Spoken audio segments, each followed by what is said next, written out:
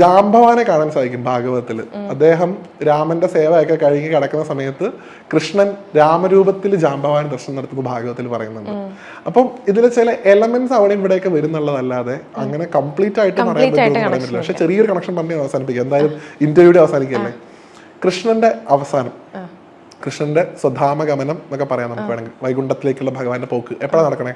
ഭഗവാൻ എല്ലാം മാറ്റിവെച്ച് കാട്ടിൽ പോയി ധ്യാനിക്കുന്ന സമയത്ത് വിരലിലേക്ക് കാലിലേക്ക് എന്ത് കൊള്ളുന്നു? അമ്പ് കൊള്ളുന്നു. അമ്പ് ചെയ്ത ആളൊരു വേട്ടക്കാരനാണ്, ഒരു വേടനാണ്. അയാളുടെ പേര് ജര എന്നാണ്.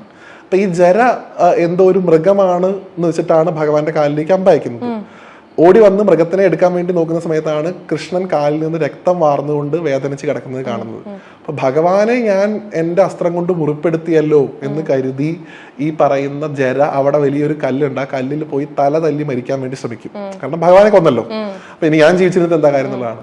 അപ്പൊ ഭഗവാൻ കയറി പിടിച്ചിട്ട് പറയുന്ന രീതിയിൽ, ഞാൻ നിന്നെ പണ്ട് ഒളിയമ്പ് ചെയ്ത് കൊണ്ടിട്ടുണ്ട്. ഞാൻ നിന്നെ കൊന്ന സമയത്ത് നീ ബാലിയായിരുന്നു. ഞാൻ നിന്നെ ഒളിയമ്പ് ചെയ്ത് കൊന്നു. നീ ഇന്ന് തന്നെ എന്ത് ചെയ്തു? ഒളിയമ്പ് ചെയ്ത് കൊന്നു. അത്ര വ്യത്യാസമുള്ളൂ. അപ്പൊ